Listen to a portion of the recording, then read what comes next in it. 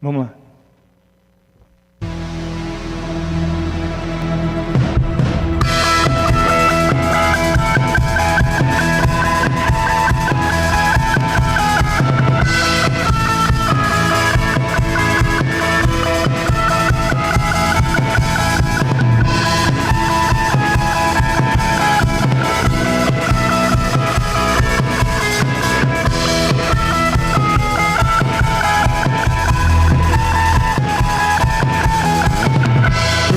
The blind will see, through you the mute will sing, through you the dead will rise, through you all heart will praise, through you the darkness tells, through you the heart screams, I am free. Yes, I am free.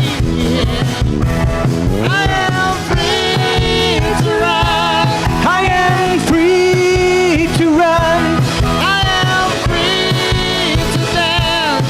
I am free to dance. I am free to live for you. I am free to live for you. I am free. I am free. Yes, I am free. I am free. Through you the kingdom comes. Through you the battle's won. Through you I'm not afraid. Through you the price is paid. Through you there's victory. Because of you my heart screams, I am free. Yes, I am free. I am free to run. I am free to run. I am free to dance. I am free to dance. I am free to live for you. I am free to live for you. I am free. I am free. Yes, I am free. I am free. I am free to run. I am free to run. I am free to dance. I am free to dance. I am free to live for you. I am free to live for you. I am free. I am free. Yes, I am free. I am free.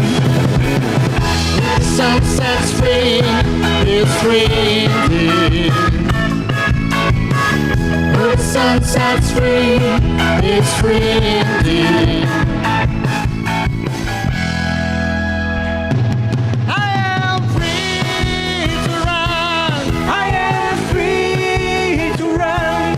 I am free to dance. I am free to dance. I am free to live for you. I am free to live for you. I am free. I am free. Yes, I am free. I am free. I am free to run. I am free to run. I am free to dance. I am free to dance. I am free to live for you. I am free to live for you. I am free. I am free. Yes, I am free. I am free. Yes, I am free. I am free. Yes, I am free. Aleluia, somos livres para adorá-lo, amém?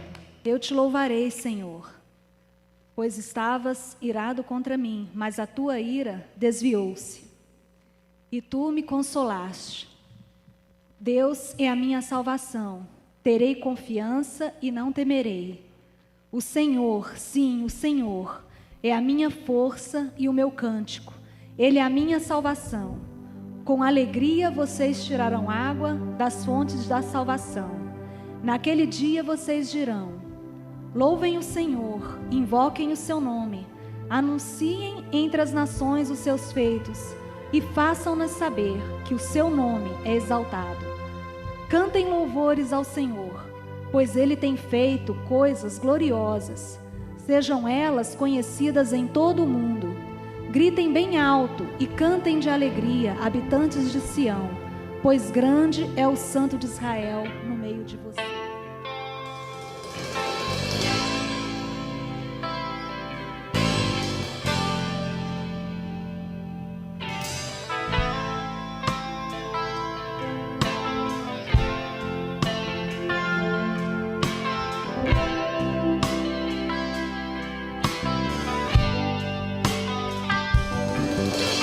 Chuva, quero chuva, tua chuva sobre mim. Chuva, quero chuva de unção sobre mim. Faz chover, chover, abre as comportas dos céus e faz chover, faz chover, abre as comportas dos céus. Eu vejo uma pequena nuvem do tamanho da mão de um homem, mas este é o sinal que a tua chuva vai descer. Eu vejo uma pequena nuvem do tamanho da mão de um homem, mas este é o sinal que a tua chuva vai descer.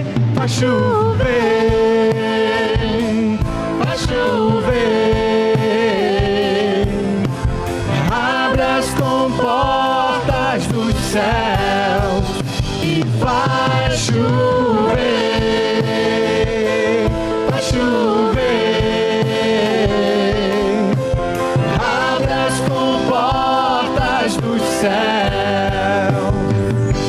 Se pedirmos, Jesus virá como chuva descerá. Se pedirmos, Jesus virá. Então chame, então grite, então chame por Ele, Jesus. Faz chover, abre as comportas do céu e faz chover, faz chover, abre as comportas do céu. Se pedirmos, Jesus virá como chuva descerá. Se pedirmos, Jesus virá. Então chame, então grite, então chame por Ele, Jesus. Vai chover, abre as comportas do céu e faz chover, faz chover,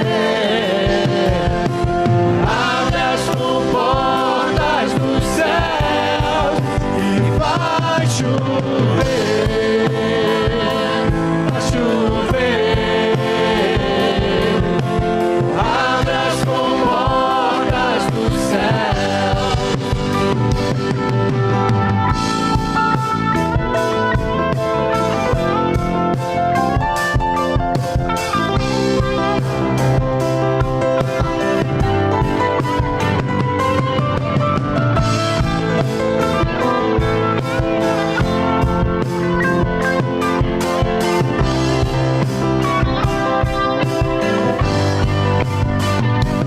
Vai chover, vai chover, abre as comportas do céu e vai chover.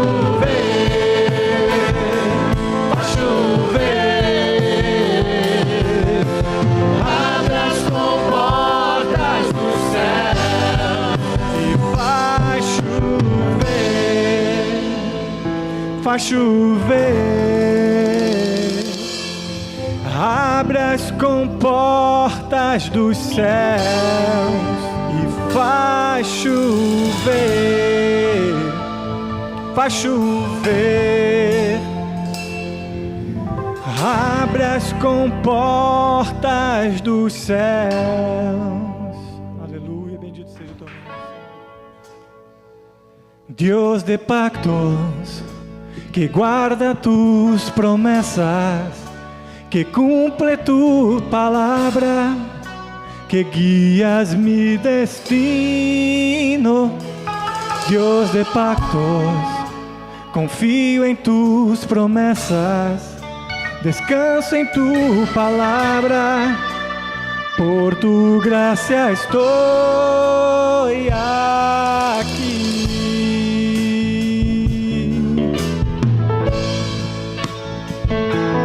Dios de pactos, que guardas tus promesas, que cumples tu palabra, que guías mi destino.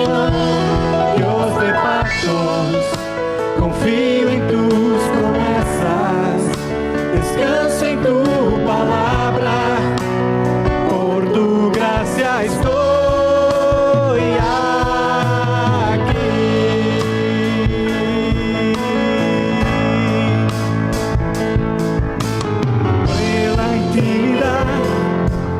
al abrigo de tu gloria, quiero estar junto a ti.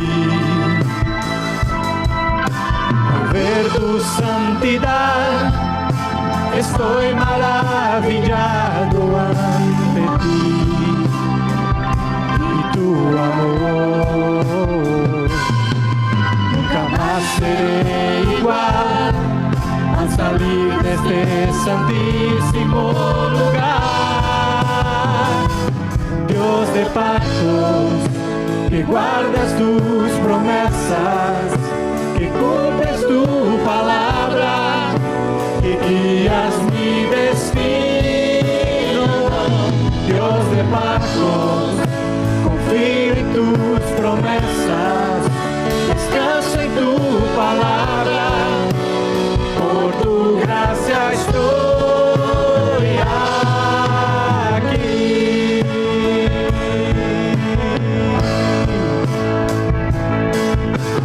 Vengo en intimidad, a la sangre de descanso en tu altar. Para mí, la gracia y el perdón son los frutos de vivir en comunión, en adoración.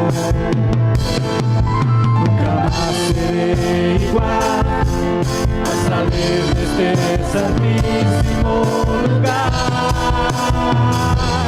Dios de pactos, que guardas tus promesas, que cumples tu palabra, que guías mi destino. Dios de pactos, confío en tus promesas, descanso en tu palabra, por tu gracia estoy aquí.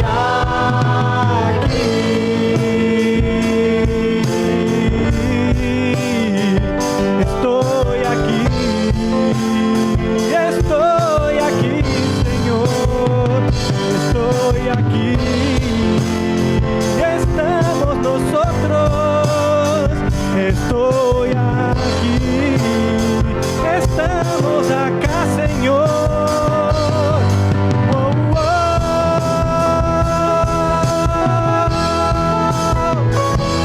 Dios de pactos, que guardas tus promesas, que cumples tu palabra, que guías mi destino. Dios de pactos, confío en tus promesas, descanso en tu palabra, por tu gracia estoy aquí.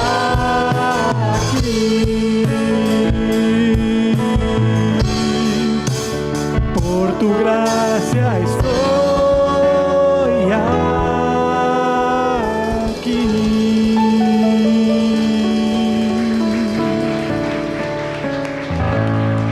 Graças, Senhor. Obrigado, Senhor.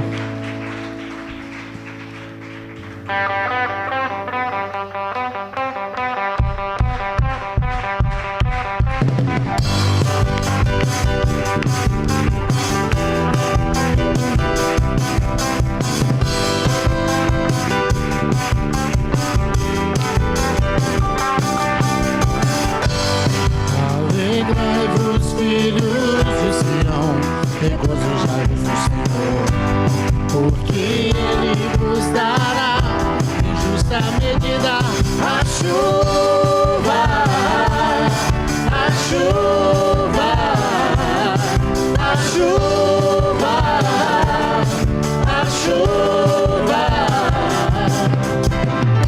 As eiras se encherão de trigo,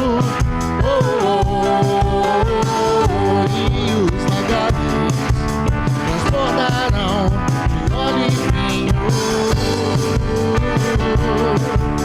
Oh yeah, oh yeah. Restituirei os anos que foram consumidos e lhes mostrarei a minha salvação. Saberei melhor, Deus ainda está por vir. O melhor de Deus ainda está por vir. O melhor de Deus ainda está por vir. O melhor de Deus ainda está por vir. O melhor de Deus. O melhor de Deus ainda está por vir. O melhor de Deus ainda está por vir. O melhor de Deus ainda está por vir. O melhor de Deus. Alegrai-vos, filhos de Sião, regozijai-vos sempre no Senhor, porque Ele vos dará em justa medida a chuva, a chuva, a chuva, a chuva. As eiras se encherão de trigo, e os lagares transbordarão óleo e vinho.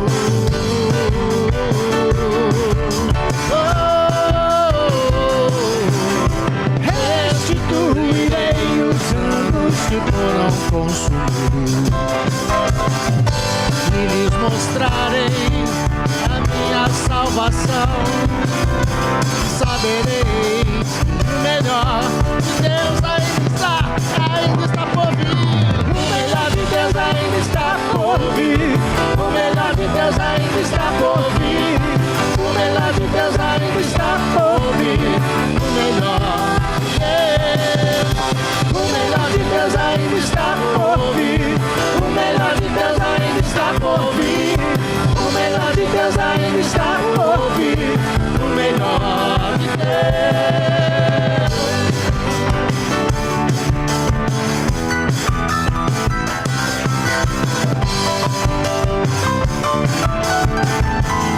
Pode gritar pro Senhor nas palmas. O melhor de Deus ainda está por vir. O melhor de Deus ainda está por vir.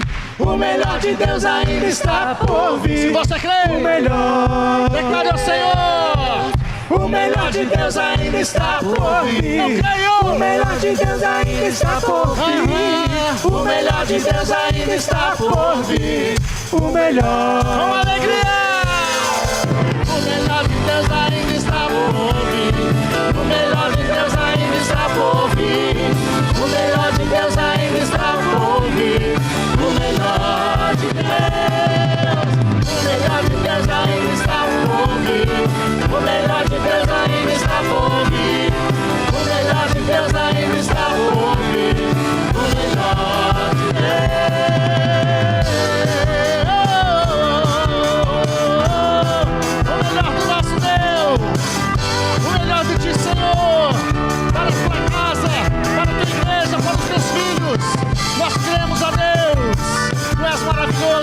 tem reservado tudo de bom para nós. O melhor, Senhor, está por vir. O melhor, Deus, que nem olhos viram, oh Senhor, e não desceu ao coração do homem. É isso, Senhor, que o Senhor tem guardado, reservado para aqueles que te temem, para aqueles que te amam. Somos teus filhos. Aleluia! Aplauda ao Senhor, o Rei dos Reis.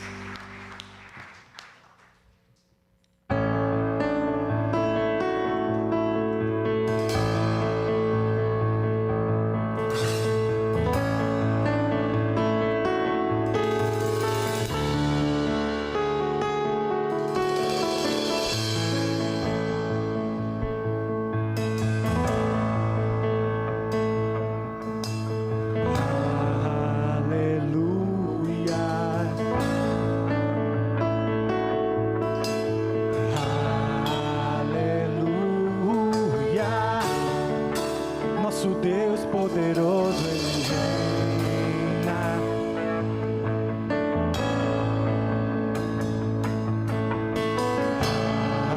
Aleluia, aleluia, aleluia. Nosso Deus poderoso, Ele reina.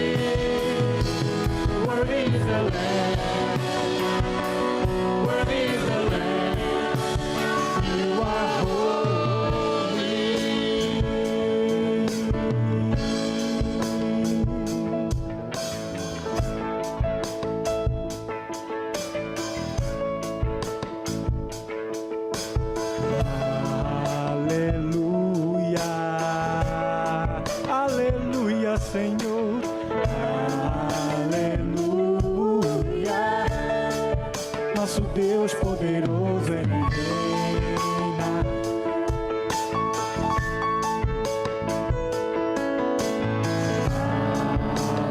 Aleluia,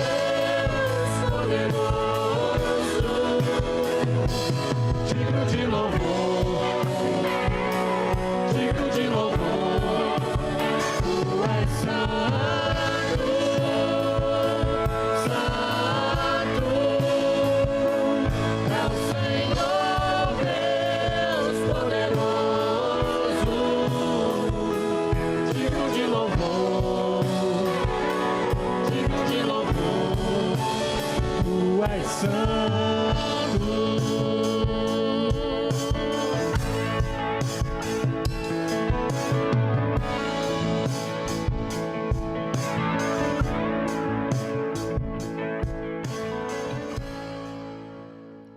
Como um pai tem compaixão de seus filhos, assim o Senhor tem compaixão dos que o temem, pois Ele sabe a nossa estrutura. Lembra-se de que somos pó. A vida do homem é semelhante à relva. Ele floresce como a flor do campo, que se vai quando sopra o vento, e nem se sabe mais o lugar que ocupava. Mas o amor leal do Senhor, o seu amor eterno, está com os que o temem, e a sua justiça com os filhos dos seus filhos, com os que guardam a sua aliança e lembram de obedecer os seus preceitos. Nós queremos falar nessa noite sobre a anatomia do cristão. Por anatomia nós entendemos a divisão das partes essenciais que compõem algo ou alguma coisa.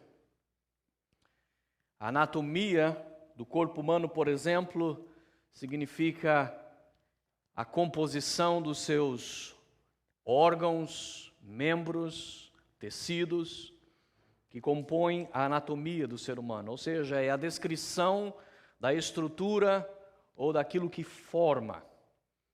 Quando falamos de anatomia, é claro, queremos nos referir principalmente à anatomia espiritual, pois no físico tem pouca diferença entre o crente e o não crente.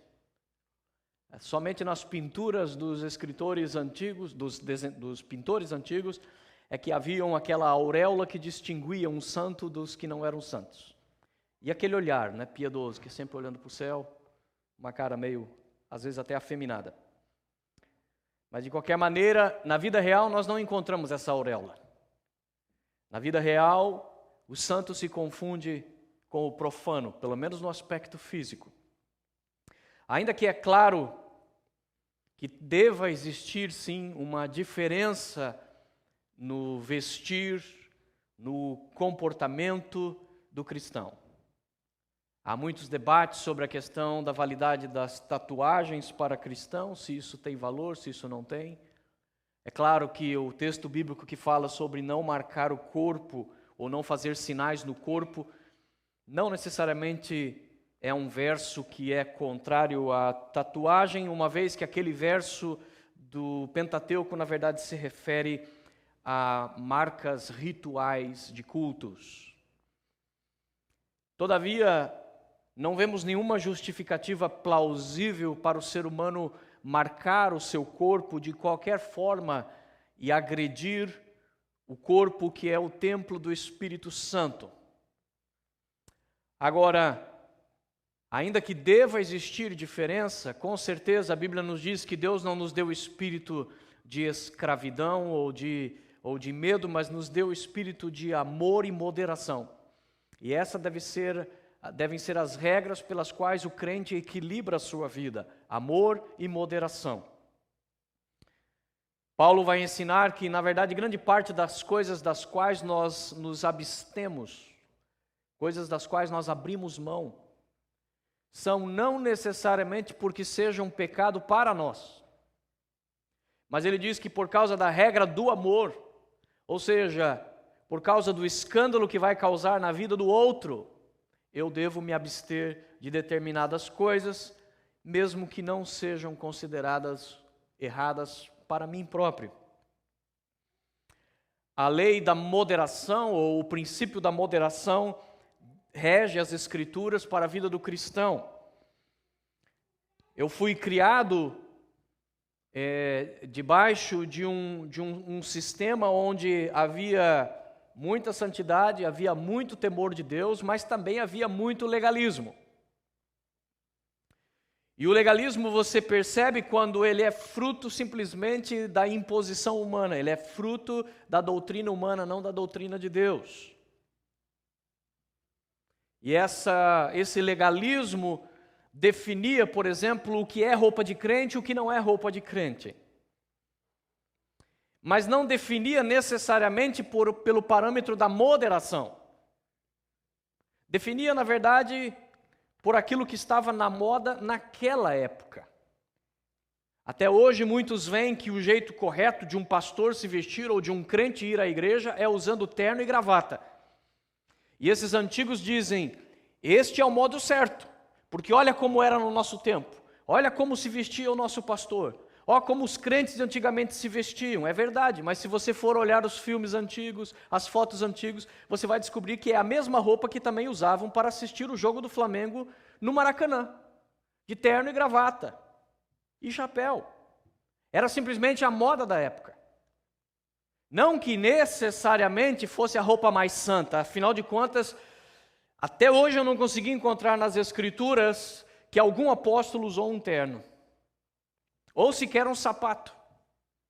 Eles usavam sandálias, eles usavam sua roupa do dia a dia, caminhavam longas jornadas, tinham pó em todo o seu corpo, incluindo suas vestes. Era com vestes suadas e cheias de pó que eles pregavam o evangelho. É claro que provavelmente num dia de culto eles procuravam usar a sua roupa melhor, sua melhor roupa. Afinal de contas, quando você vai comparecer diante de um juiz, você vai bem vestido. Quando você vai comparecer num casamento, você não vai de qualquer maneira, você procura vestir a sua melhor roupa. Mas a vida do crente deve ser moderada exatamente pelo espírito de moderação, ou o princípio de moderação. Agora, não queremos falar desses aspectos exteriores, mas queremos falar daquilo que verdadeiramente caracteriza um crente. Porque por mais que eu possa não gostar e não concordar com o visual que um crente resolveu adotar, o tipo de roupa que ele usa, ou o corte do seu cabelo, ou a cor do seu cabelo, ou o comprimento do seu cabelo, ainda assim estas coisas, ainda que tenham algum certo valor, não são o que verdadeiramente define um crente. Tem muito ladrão, tem muito assassino, especialmente no Congresso brasileiro, vestido do mais fino terno e gravata. É claro que vestimenta não faz o crente, ou o hábito não faz a freira. Mas a Bíblia nos fala que Deus tem um conhecimento sobre nós, e este conhecimento é estrutural. O verso que nós lemos aqui de Salmo 103, no versículo 14, diz ali, porque Ele sabe ou conhece a nossa estrutura. Algumas versões dizem, Ele sabe do que somos formados. O texto foi escrito em hebraico, se o equivalente dele ao grego seria, Deus conhece nossa anatomia. Não a anatomia física, lógico que Ele conhece nossa anatomia física, por isso mesmo Ele tem poder para determinar a uma célula enferma que fique curada, a um corpo doente que seja restaurado, mesmo a um corpo morto que ressuscite. Justamente por Ele saber absolutamente todas as coisas do nosso corpo, ter o controle absoluto sobre todas as nossas funções. Entretanto, quando o salmista ora, ele está falando principalmente da estrutura do crente, a estrutura espiritual, a estrutura da nossa alma. E a Bíblia vai, não nesse texto necessariamente, mas ao longo de toda a Bíblia nós vamos encontrar descrições desta anatomia cristã, ou desta anatomia do crente. O que verdadeiramente constitui um crente, o que não pode faltar na vida de um crente. E nós então vamos descrever algumas coisas, não pretendo ser tão bom em anatomia como Leonardo da Vinci foi, descrevendo a anatomia humana, mas quero abordar algumas coisas que eu acho extremamente relevantes para o crente. Em primeiro lugar, na anatomia do crente existe o coração. E o homem de Deus, a mulher de Deus, deve ter o coração no céu. De acordo com as Escrituras, aonde estiver o nosso tesouro, ali estará o nosso coração. E exatamente por isso, nós temos que ter o devido cuidado que nessa constituição da nossa vida espiritual, o nosso coração esteja no devido lugar. É como uma pessoa chegar para o médico e dizer: doutor, eu estou com um problema aqui no coração. Ele fala: então você está com 2 problemas, que o coração está onde não devia estar. Ele devia estar no seu lado esquerdo do peito. Da mesma maneira, o cristão, se o seu coração não estiver no devido lugar, ele está com um sério problema. É interessante que o livro dos Salmos ele foi escrito exatamente para manter o coração do crente no céu. Ele lida com questões humanas, diárias, mas ele procura sempre lembrar, os Salmos procuram nos lembrar, que na verdade a nossa pátria está no céu. O nosso destino verdadeiro está no céu. A nossa vida verdadeira está no céu. E, portanto, o nosso coração lá deve estar também. Paulo vai escrever no livro de Colossenses, no capítulo 3, no verso 1 a 4, se você puder abrir sua Bíblia e acompanhar comigo, seria bastante instrutivo.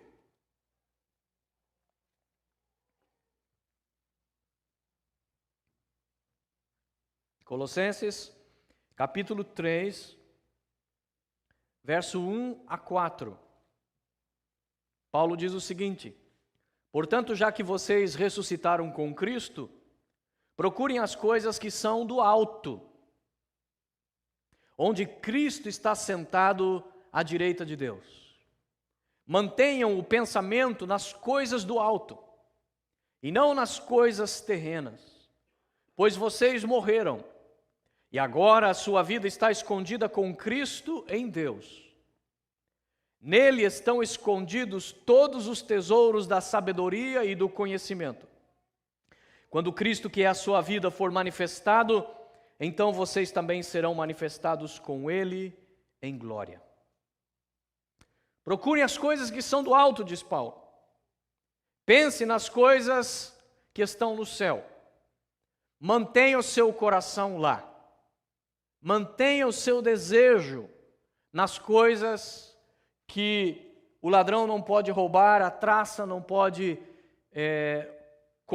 comer, a ferrugem não pode corroer. Mantenha o seu coração onde nem a morte o tirará de lá. Temos que manter o nosso coração no lugar correto. Quando Jesus disse para nós não juntarmos riquezas nesta terra, e então ele vem com este verso, onde ele afirma que onde estiver o nosso tesouro, ali estará o nosso coração. Jesus está mostrando justamente do conflito que nós vamos enfrentar na vida cristã, de estarmos vivendo no mundo material, mas lembrarmos constantemente que somos mais do que simplesmente matéria. Somos espirituais. Porque o ser carnal, o ser material, é que vive e pensa só baseado na matéria. O crente espiritual, ele é espiritual justamente porque sua visão de vida vai além do que ele realmente pode constatar. Vai além do que ele pode palpar.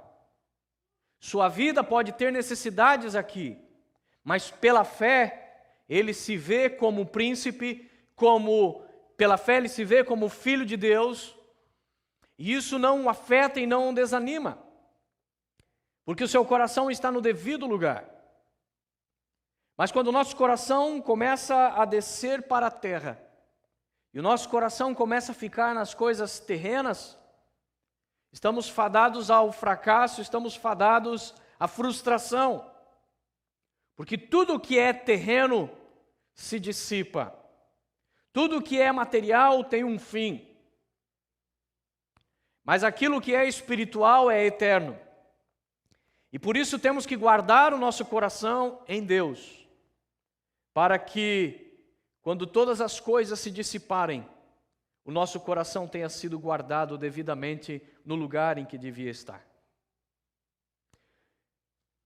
E nessa anatomia cristã, se o nosso coração deve estar no céu, por outro lado, os nossos pés devem estar na terra. E se os salmos foram escritos para manter o coração do crente no céu, Provérbios foi escrito para manter os seus pés no chão. Provérbios foi escrito justamente para que nós nos lembrássemos de que existe uma carreira a ser percorrida, de que existe um corpo físico que nos foi dado, e de que o conhecimento que tivemos de Deus não foi dado simplesmente à nossa alma, foi dado nessa existência. Ou seja, quando eu tenho um corpo de carne e osso, e se Deus me colocou nessa dimensão material, ao mesmo tempo que me deu um espírito, significa que há um bom propósito nisso tudo também. No tempo do Novo Testamento, quando os apóstolos começaram a pregar, um dos maiores problemas que eles enfrentaram foi o agnosticismo. O agnosticismo, ou melhor, o gnosticismo. O gnosticismo ensinava basicamente que a matéria era má. Que quem criou a matéria, na verdade, foi o diabo, não Deus. E por isso nós deveríamos desprezar a matéria. E através da mente, através do espírito, nós deveríamos ignorar o material. Por crerem dessa maneira, eles chegavam a dizer então que na verdade quando Jesus foi na cruz, o corpo de Jesus morreu e foi sepultado e não ressuscitou. Porque como eles iriam pregar que Deus ressuscita um corpo se a matéria era má? Para que Deus iria ressuscitar uma coisa que foi o diabo que criou então? Não encontramos isso na Bíblia. Encontramos Deus criando todas as coisas, e quando Deus faz a análise, a avaliação de tudo que Ele fez, a Bíblia é muito clara em apontar que o próprio Deus disse, é bom. É bom. Em toda a matéria criada, em tudo que existe a mão de Deus, nas flores do campo, nos nutrientes que tiramos dos alimentos. Por isso, exatamente, o cristão tem que saber cuidar muito bem do seu corpo. Exatamente porque, como mordomos de Deus, nós temos que cuidar de tudo que Deus nos deu, inclusive o nosso próprio corpo. O crente tem que estar envolvido, sim, em cuidados com o meio ambiente. O crente tem que estar envolvido com tudo aquilo que possa produzir algum bem-estar. Mas lembrando que o coração deve estar no céu. Mas o pé tem que estar no chão. Veja, por exemplo, o conselho que Deus dá para Israel em Jeremias, capítulo 29.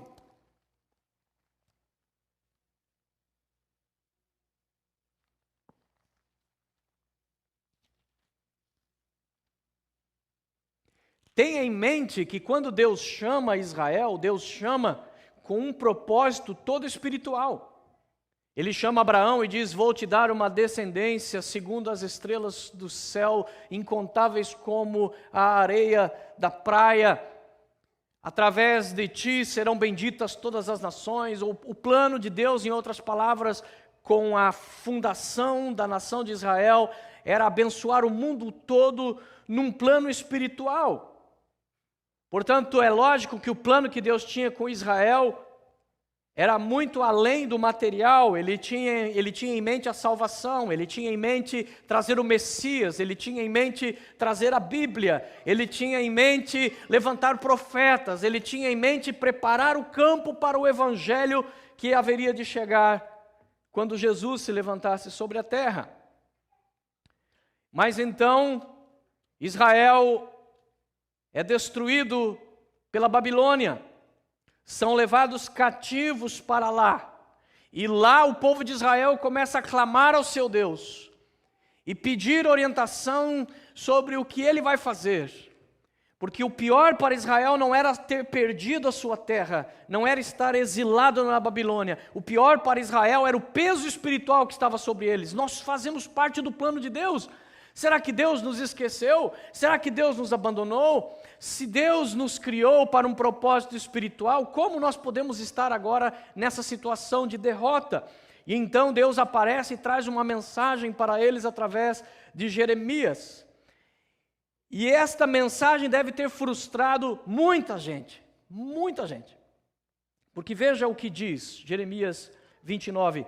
Este é o conteúdo da carta que o profeta Jeremias enviou de Jerusalém aos líderes que ainda restavam entre os exilados, aos sacerdotes, aos profetas e a todo o povo que Nabucodonosor deportara de Jerusalém para a Babilônia. Isso aconteceu depois que o rei Joaquim e a rainha mãe, os oficiais do palácio real e os líderes de Israel de Jerusalém, os artesãos e os artífices foram deportados de Jerusalém para a Babilônia. Ele enviou a carta por intermédio de Eleasa, filho de Safã, e Gemarias, filho de Ilquias, os quais Edequias, rei de Judá, mandou a Nabucodonosor, rei da Babilônia. Ou seja, isso parece um pouco enfadonho, esses primeiros versículos, mas pare para pensar, não era o que Israel estava esperando. Eles esperavam uma mensagem vinda de um anjo. Eles esperavam uma mensagem vindo, quem sabe, escrito nos céus. Entretanto, Deus usa meios humanos, um profeta humano que está numa cidade humana, que manda uma carta escrita com tinta e papel, enviada através de mensageiros humanos, e a carta dizia o seguinte: assim diz o Senhor dos Exércitos, o Deus de Israel, a todos os exilados que deportei, de Jerusalém para a Babilônia. Agora vem aí, observe o que vai chocar Israel. Construam casas e habitem nelas, plantem jardins e comam dos seus frutos, casem-se e tenham filhos e filhas, escolham mulheres para casar-se com os seus filhos e deem as suas filhas em casamento, para que também tenham filhos e filhas. Multipliquem-se e não diminuam. Busquem a prosperidade da cidade para a qual eu os deportei e orem ao Senhor em favor dela, porque a prosperidade de vocês depende da prosperidade da cidade. Observe que aparentemente não há nada espiritual no que Deus fala para Israel. A mensagem que ele manda através do profeta é uma mensagem para manter Israel com os pés no chão. Eles estão deportados, o seu coração agora está no céu, finalmente, depois de tanta desobediência. E eles agora tudo que sonham é fazer a vontade de Deus. Senhor, pecamos, erramos. Senhor, volta o teu propósito para conosco. E Deus diz, ok, aqui está o meu propósito. O meu propósito é que vocês construam casas, façam uma horta, façam um jardim, casem, dê os seus filhos em casamento, trabalhem, prosperem. Ou seja, aparentemente não há nada de espiritual. Mas o que Deus está fazendo é dizer, Israel, deixe o pé no chão. Deixe o pé no chão.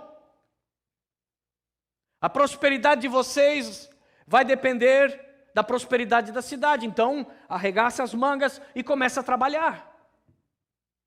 Quer prosperidade, quer bênção? Levanta cedo, vai trabalhar, vai calejar as mãos, vai suar a testa. Não fique simplesmente orando e olhando para o céu. Uma vez que o seu coração esteja no céu, lembre-se de que o seu pé esteja na terra. Paulo vai dizer isso aos Tessalonicenses, porque os crentes de Tessalônica, eles incorreram neste erro. Eles começaram a espiritualizar tanto a vida cristã, e alguém começou a jogar uns boatos de que Jesus já estava voltando, que Jesus ia chegar naqueles dias. E então o pessoal começou a parar de trabalhar, começou a parar de ir para a escola, começou a parar de fazer os seus afazeres na casa, a grama crescia, ninguém mais cortava cabelo, ninguém mais fazia barba, ninguém mais tomava banho, é lá exagero do pregador, é claro, mas o fato é que haviam esquecido de pôr os pés no chão, porque estavam com o coração no céu, mas também estavam querendo que os seus pés estivessem lá. E o apóstolo Paulo então precisa mandar uma mensagem bem clara e dizer, não é nada disso, é bobagem, Jesus ainda não voltou, várias coisas vão ter que acontecer antes que ele volte, e ele então manda o recado, quem não quer trabalhar, também não coma. Em outras palavras, vai trabalhar, pé no chão. Provérbios é um alerta para aquele tipo de crente que adora viver de mistérios e revelações. É o crente Kodak, uma revelação a cada meia hora. Tudo tem que ter uma revelação. Qualquer história da Bíblia tem que ter um significado. Não entendi ainda o significado desse texto. Ele está sempre procurando uma alegoria, uma mensagem oculta, está sempre procurando achar um anjo, ele está sempre atrás de algum mistério, de alguma revelação. Espiritualiza tudo. Não tem os pés no chão. Quando eu estudava no Instituto Bíblico, uma irmãzinha de bastante idade chegou na sala, trouxe o seu gravadorzinho e falou: irmãos, eu estava gravando o pastor Rogério Amorim hoje, ele pregando, e quando eu fui ouvir a gravação, escute só. E ela apertou lá e o gravador fazia assim.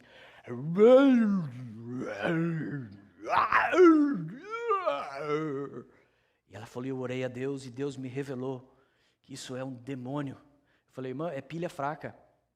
Troca a pilha, irmã.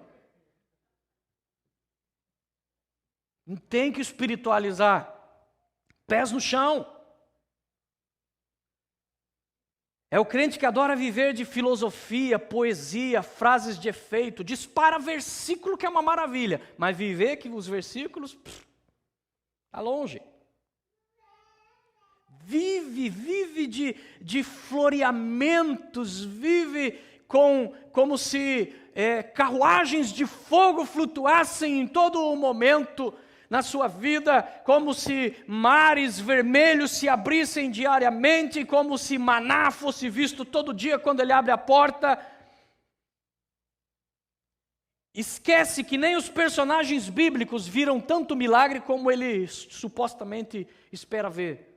Porque quando a gente olha a vida de um Abraão, a gente esquece que a Bíblia é incrivelmente sucinta. Ou seja, os escritores bíblicos tinham um poder de resumo impressionante. Quisera eu ter esse poder para resumir minhas pregações. E quando nós olhamos a história de Abraão, a gente pensa que Abraão via milagre todo dia. Porque é isso que a gente tem a impressão quando lê. Que a gente vê num dia um anjo visita, no outro dia Deus fala com ele, no outro dia um milagre, no outro dia nasce um filho que não podia nascer de uma mãe estéril. E parece que é milagre em cima de milagre, mas a gente ignora a cronologia da Bíblia. E esquece que quando Deus o chamou e mandou sair da terra aonde ele estava, em Ur dos Caldeus, até chegar ao cumprimento do nascimento do seu filho, passaram-se pelo menos 25 anos. E quando você pega toda a extensão da vida de Abraão, desde o dia em que Deus fala pela primeira vez em Ur dos Caldeus, até o último dia da sua vida, você pega os milagres que aconteceram, você vai descobrir que entre um milagre e outro, houve tempos de anos e anos de pura chatice, de pura normalidade, uma vida normal, enfadonha, ter que levantar todo dia, não ver anjo, não ver milagre, não ver nada disso, mas continuar com o coração no céu, crendo em Deus e com os pés no chão, trabalhando, cuidando das vacas, das ovelhas, cuidando dos servos, enfim, cuidando de tudo que precisa. Diz uma música que está estourando nas paradas de sucesso: Welcome to the New Age. E esses dias eu pensei muito sobre isso. Porque nos anos 90 foi a moda no Brasil, nos países latinos e até nos Estados Unidos falar sobre a tal da nova era. Só que em vez de falar seriamente sobre a nova era, preferiram ficar observando símbolos e desenhos. A igreja adora uma modinha, o crente adora um misticismozinho. Eu já vi muitos desses misticismos evangélicos. Nos anos 80 era rodar disco de trás para frente, no tempo do LP ainda. Tem mensagem oculta. Daí o pessoal pegava a vitrola, colocava lá a agulha e rodava o disco de trás para frente. O interessante é que disco que falava em inglês, de trás para frente, você escutava o demônio falando em português. Falei, caramba, isso é milagre. E eu tentei escutar algumas dessas mensagens de trás para frente, era a mesma coisa da gravação daquela velhinha. Você conseguia escutar e entender uma única palavra naquela mensagem, era como você ficar olhando a nuvem e achando faces, desenhos. Depende, na verdade, da tua imaginação. O que você quiser encontrar nas nuvens, você vai encontrar. O que você quisesse encontrar naqueles discos, você iria encontrar. Depois, nos anos 90, com o advento dos estudos bíblicos sobre a nova era, os crentes começaram a ficar preocupados com símbolos de nova era. Depois veio a tal dos desenhos com mensagens subliminares. Então, o crente passou a atacar a Disney.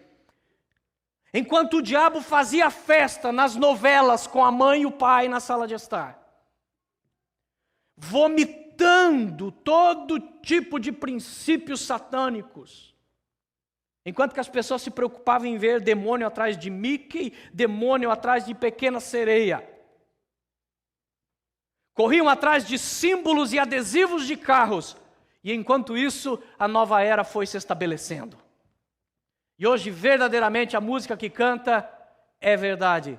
Welcome to the New Age. A nova era, onde o cristão é o vilão, onde a palavra de Deus é a vergonha, onde o homossexualismo é o herói. Welcome to the New Age. Enquanto a igreja brinca de estar com os pés no céu, quando devia estar com os pés na terra. Porque esse tipo de coisa, irmãos, não se resolve amarrando o capeta e simplesmente fazendo orações.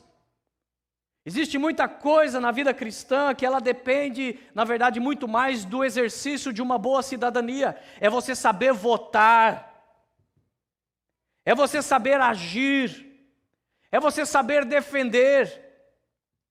É você ver alguma coisa imprópria que está sendo feita na escola do seu filho e ir lá e protestar, bater o pé e dizer: o meu coração está no céu, mas o meu pé está aqui na terra. Eu estou vendo muito bem o que vocês estão fazendo e eu protesto.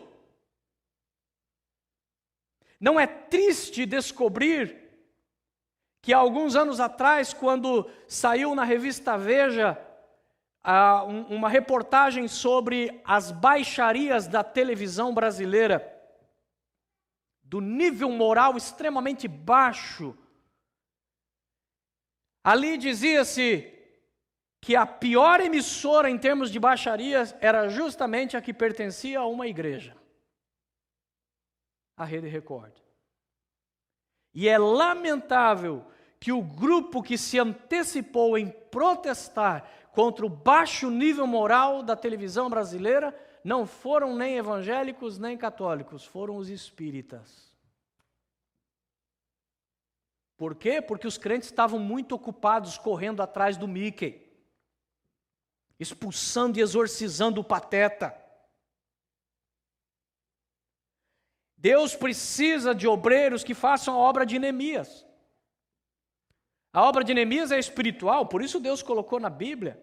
Foi um chamado por Deus, assim como foi um chamado para um apóstolo, assim como foi um chamado para Moisés.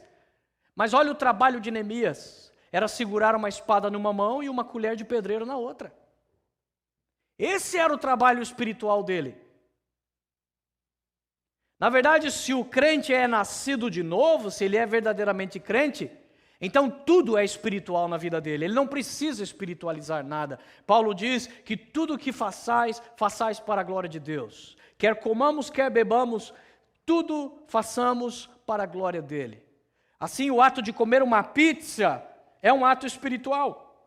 O ato de bater um papo e conversar uma conversa alegre com amigos é um ato espiritual para o crente. Não existe essa divisão, não tem esse switch que desliga o espiritual do material na vida do cristão. Porque o próprio cristão é, por anatomia, espiritual e material. Não tem como dividir estas coisas. Eu sou o que sou por inteiro. E assim, com o coração no céu, pés na terra, Deus espera que homens como Neemias assumam a obra de Deus. Muita gente fica esperando pela obra de Deus ou por um tal chamado, baseado simplesmente nessa espiritualização. Eu estou orando saber o que Deus quer. Ó Deus, o que o Senhor deseja para mim? Eu desejo que você levante, que você pegue uma vassoura, cate um papel que está no chão, comece a fazer pequenas coisas, porque quem for fiel no pouco, vai ser fiel no muito. E eu estou observando gente assim. Josué não foi escolhido para ser o sucessor de Moisés por acaso. É porque a Bíblia mostra que o tempo todo onde Moisés estava, Josué estava. Se Moisés subia no monte, lá estava Josué, lá estava Acabe com ele. Havia outros 2 milhões no acampamento, mas Josué estava sempre pronto. Josué estava ali sempre trazendo um copo de água para Moisés. Josué estava ali sempre ajudando o velho Moisés a levantar. Josué estava sempre por perto em tarefas aparentemente não espirituais. Mas na hora que Deus precisa de um sucessor, ele não tem dúvida. Ele escolhe aquele que já está ativo. Ele escolhe aquele que não precisa de um cargo, de um título para fazer alguma coisa para Deus. E se nosso coração tem que estar no céu, nossos pés têm que estar na terra. Por outro lado, o coração do crente deve ser mole e sua pele deve ser dura. De fato, é isso que Deus diz em Jeremias, quando Ele diz: e dar-vos-ei um coração novo, e porei dentro de vós um espírito novo, e tirarei da vossa carne o coração de pedra, e vos darei um coração de carne. Em outras palavras, coração duro não serve para Deus. Deus precisa de coração mole. Porque tem que ser coração que tenha compaixão. Tem que ser coração que, quando for corrigido, seja coração mole. Ele aceita a correção. Ele aceita a disciplina. Ele aceita ser chamado a atenção, porque o coração é mole. Tente fazer isso com o coração duro. Tente repreender o coração duro. É impossível.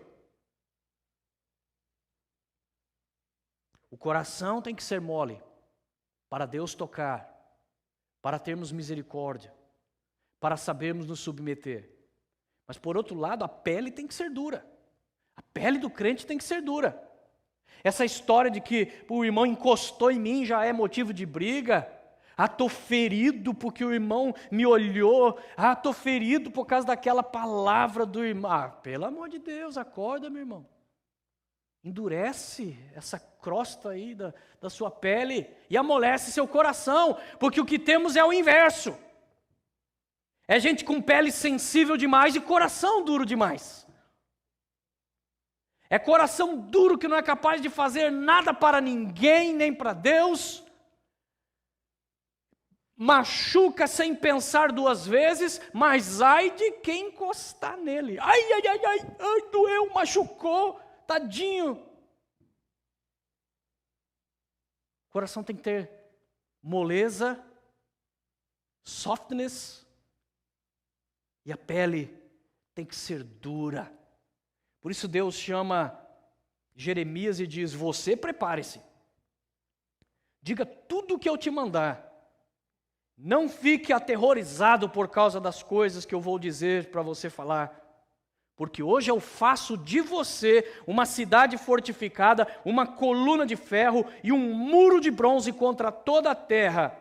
Contra os reis de Judá, seus oficiais, seus sacerdotes e o povo da terra. Eles lutarão contra você, mas não o vencerão, pois eu estou com você e o protegerei, diz o Senhor. Mas observe que Deus está dizendo: eu vou endurecer tua pele. Eu vou te fazer duro como o ferro para aguentar a pancada. Porque afinal de contas, a vida do crente ela se dá principalmente na igreja. Entre gente se esbarrando e se desentendendo. Se a nossa pele for suave, irmãos, essa nossa experiência cristã vai ser um inferno. Agora, se a nossa pele tiver a grossura suficiente, o nosso coração a moleza suficiente, não vamos ficar machucados tão facilmente, vamos ter um coração mais propenso ao perdão, mais propenso a analisar os nossos próprios erros, nossas próprias falhas. Os olhos do crente têm que ser puros e comprometidos. Jó disse que fez um pacto com os seus olhos. Os ouvidos têm que ser prontos para ouvir, mas seletivos. Porque afinal de contas a Bíblia diz, examine tudo, mas retenha o que é bom. E a boca, por outro lado, tem que ser tardia para falar.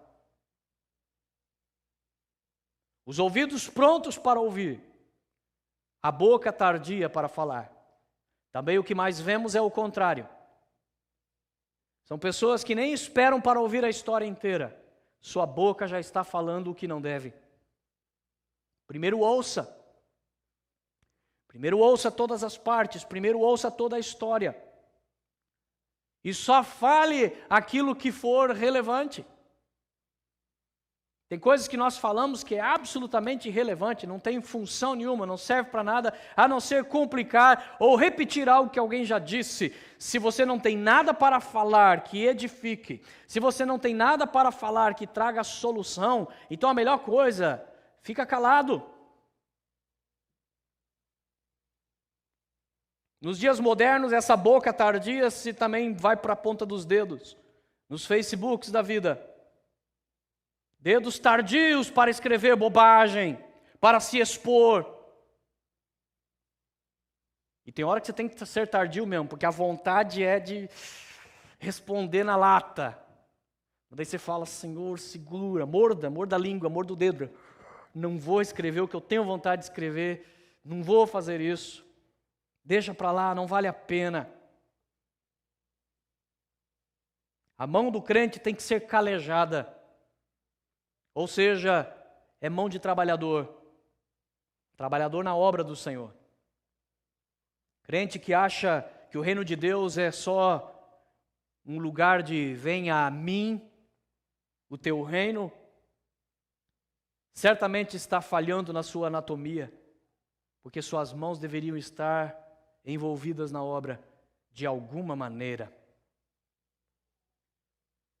O pescoço do crente tem que ser flexível, de acordo com a Bíblia, porque a Bíblia diz que Deus é contra a cerviz dura.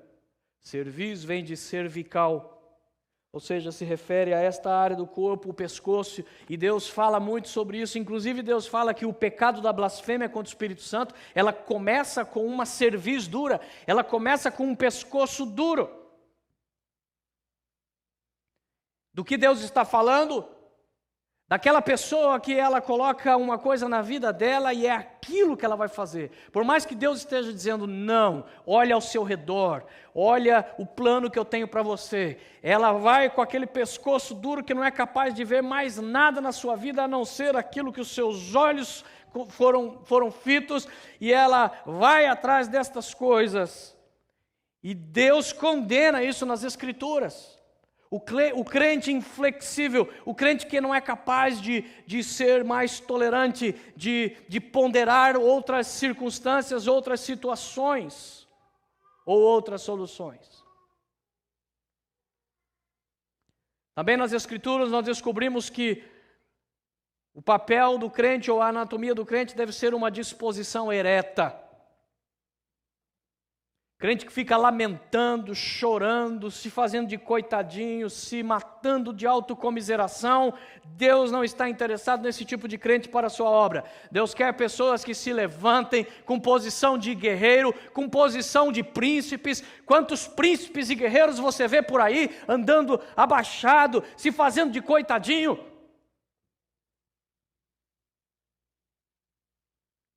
Temos que ter postura de vencedor.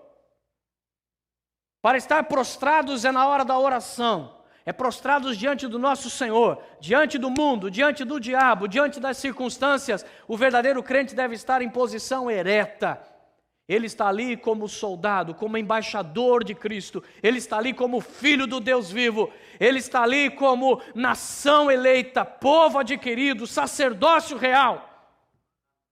Não se curva por bobagem, não se amedronta. Antes tem coragem porque Deus está com ele. Mas quando vai diante do Senhor, é humilde, os joelhos estão dobrados, a sua face está inclinada, há uma postura de humildade diante do Senhor.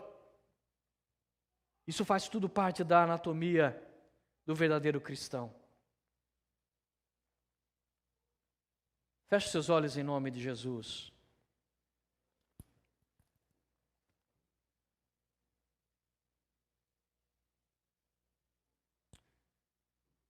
O homem espiritual deve ter o seu coração no céu, seus pés na terra. Seu coração deve ser mole, sua pele deve ser dura. Seus olhos devem ser puros, seus ouvidos prontos para ouvir, sua boca tardia para falar. Mãos calejadas na obra do Senhor, pescoço flexível, disposição ereta para enfrentar os problemas, joelhos dobrados em humildade diante do Senhor. Como está a sua anatomia? Tem alguma coisa errada? Está precisando de um ortopedista espiritual? Ele pode colocar os seus ossos no lugar. Ele pode colocar o seu coração no céu. Ele pode fazer com que os seus pés estejam na terra.